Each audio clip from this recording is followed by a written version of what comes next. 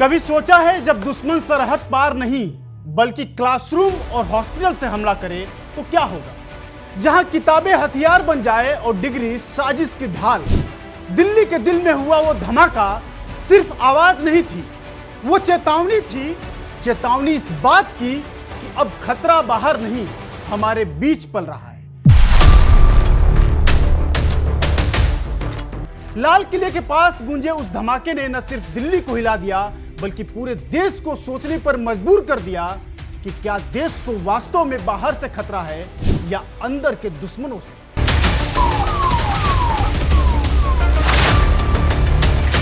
इस धमाके की जांच जब शुरू हुई तो एजेंसियों को अंदाजा भी नहीं था कि धागे कहां तक जाकर जुड़ेंगे। जो सामने आया वो किसी को भी सन्न कर देने वाला था। जांच में पता चला कि इस साजिश के पीछे कोई भटके हुए या मजबूर युवक नहीं बल्कि शिक्षित और पेशेवर लोग शामिल थे। डॉक्टर, लेक्चरर और यूनिवर्सिटी से जुड़े चेहरे जिन पर जिम्मेदारी थी समाज को दिशा देने की, लेकिन उन्होंने चुना विनाश का रास्ता। ये वही लोग थे जिनके पास एमबीबीएस जैसी डिग्री थी, लेकिन सोच और नियत से ये जाहिल थे। अंधविश्वास और नफरत के गुलाम निकले, देश से गद्दारी की और कई निर्दोषों की जान ले ली।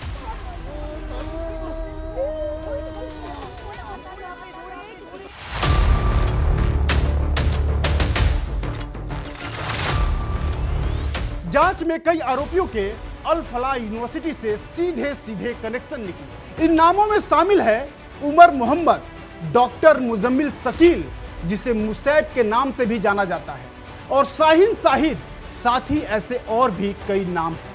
इन्हीं लोगों के कामकाज और आवाज से कई महत्वपूर्ण सुराग मिले हैं। दिल्ली धमाके के बाद जांच एजेंसियों की नजर अब फरीदाबाद की अल फलाह यूनिवर्सिटी पर टिक गई है, क्योंकि इस यूनिवर्सिटी से जुड़े कई लोगों के नाम जांच में सामने आए हैं। अब इसका एक सिरा मध्य प्रदेश के महू से भी जुड़ गया है। अल फलाह यूनिवर्सिटी के चेयरमैन जवाद अहमद सिद्दीकी का परिवार महू का रहने वाला है। जानकारी के मुताबिक जवाद करीब 25 साल पहले महू छोड़कर दिल्ली चला गया था। पुलिस अब उसके पुराने रिकॉर्ड्स और पारिवारिक पृष्ठभूमि की जांच कर रही है। फरीदाबाद में अरावली की पहाड़ियों के नीचे करीब 70 एकड़ में फैली अल फलाह यूनिवर्सिटी बाहर से एक बड़ी शैक्षणिक संस्था दिखती है।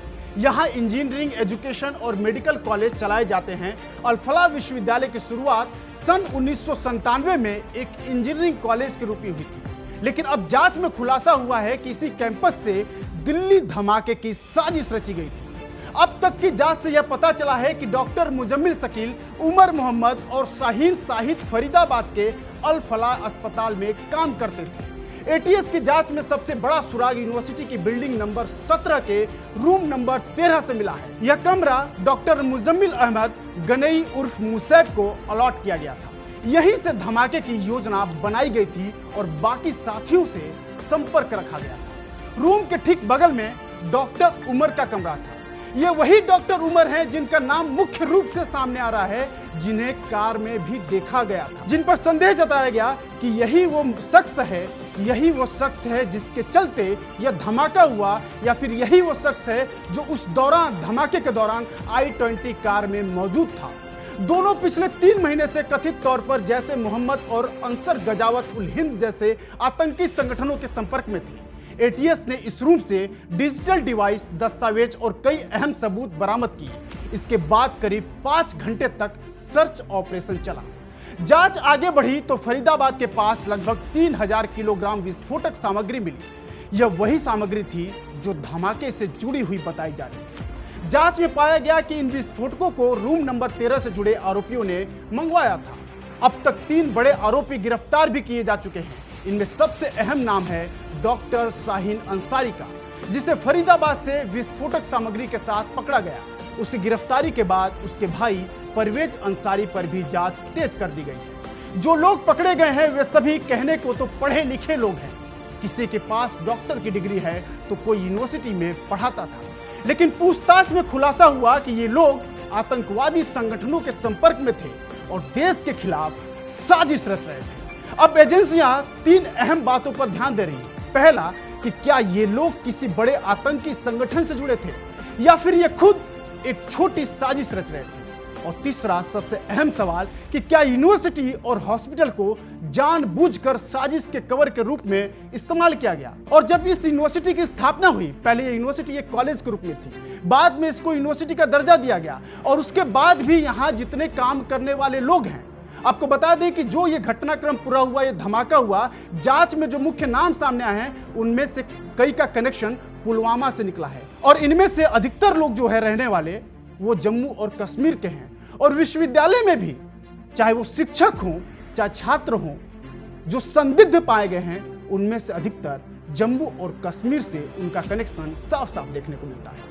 एटीएस और अन्य एजेंसियां अब इन सवालों के जवाब खोजने के लिए डिजिटल डेटा, बैंक ट्रांजैक्शन, विदेशी संपर्क और मोबाइल रिकॉर्ड खंगाल रही हैं। अब बात करते हैं यूनिवर्सिटी के चेयरमैन जवाद सिद्दीकी की, जिनका कनेक्शन मध्य प्रदेश के महू से मिला है, जिसके बाद यह चर्चा तेज हुई कि दिल्ली में जो ब्लास्ट हुआ उसका कनेक्शन कैसे मध्य प्रदेश से है। तो जवाद मूल रूप से मध्य प्रदेश के महू के रहने वाले हैं। वह 2001 में दिल्ली चला गया और वहां अल्फला नाम की निवेश कंपनी खोली, लोगों से ज्यादा मुनाफे का झांसा देकर पैसे जमा करवाए और फिर कंपनी बंद करके फरार हो गया। बाद में उसी नाम से उसने अल्फला चैरिटेबल ट्रस्ट बनाया और फिर अल्फला यूनिवर्सिटी की नींव रखी गई। अब जांच एजेंसियां यह पता लगा रही हैं कि जवाद के पुराने आर्थिक लेन देन, ट्रस्ट और यूनिवर्सिटी के फंड में कहीं कोई गड़बड़ी तो नहीं हुई है। और सबसे चिंता की बात यह है कि साजिश में शामिल लोग वही हैं जिन पर समाज भरोसा करता है। कौन? डॉक्टर, शिक्षक और शिक्षाविद, जिनके ऊपर समाज को सुधारने की, एक बेहतर नींव रखने की, समाज को स्वस्थ बनाने के, शिक्षित बनाने की जिम्मेदारी होती है। ये वही लोग हैं और यही वजह है कि यह धमाका सिर्फ एक धमाका नहीं बल्कि समाज के विश्वास पर भी एक बड़ा सवाल है।